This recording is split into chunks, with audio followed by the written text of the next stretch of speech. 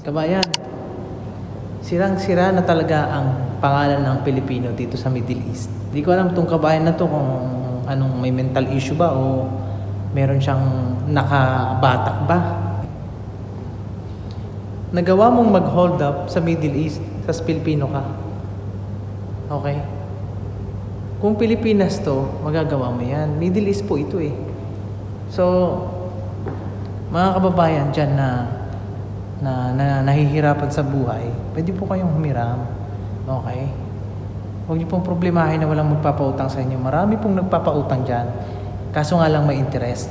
Kung pera po ang problema nyo, okay, marami kayong malalapit ang kababayan dyan na buo ang loob magpautang kahit walang interest.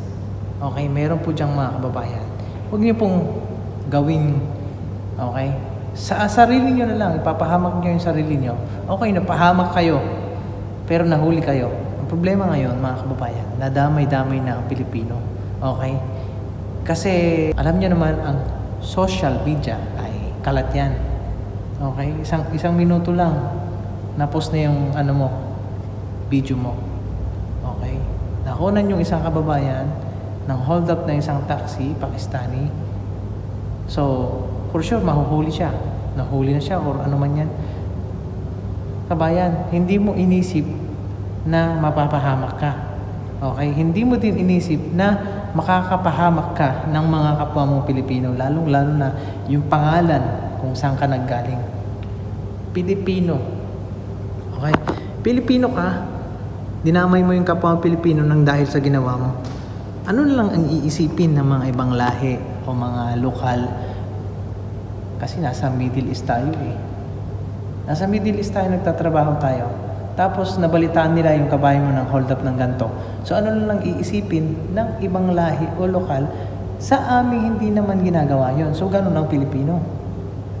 Dapat iniisip mo muna na hindi lang ikaw ang mapapahamak kundi ka pa ding Pilipino. Okay? At meron ding, for sure yan, magkakaroon ng rules na naman. Rules and regulation pagdating sa mga OFW Pilipino dito sa may Middle East. Okay? Hirap kabayan, alam mo, wala kang pera, walang problema, makakahiram ka. Kung iisip mo yung pang Christmas, pang New Year, huwag mo isipin yun. Isipin mo yung buhay mo dito sa abroad. Okay? Kung hindi mo kaya yung pamumuhay dito sa abroad, umuwi ka na lang ng Pilipinas. Umuwi ka ng Pilipinas, samahan mo yung pamilya mo doon ka magtrabaho. Kaysa magtrabaho ka sa Middle East, gumawa ka ng kalokohan, ipapahamak mo yung pangalan ng mga Pilipinong gumagawa ng tama at nagtatrabaho ng tapat dito sa abroad. Kaya sa mga kababayan natin dyan, may mga utang, travel ban, cases, runaway, umuwi na lang po kayo. Okay? Kayo po nagpapahamak sa mga kapwa nating Pilipino dito sa abroad. Tadaan po nyo yan. Mapanood nyo man to, kayo po mismo ang nagpapahamak sa mga kapwa nating Pilipino. Kayong may mga kaso kayo. Kung alam nyo hindi nyo maipaglaban yung kaso nyo, umuwi na lang po kayo sa Pilipinas. Okay? Kaysa makapahamak kayo o mapahamak kayo, umuwi na lang po kayo. So yun lang po ang payo ko. Maraming salamat. God bless. Happy New Year po.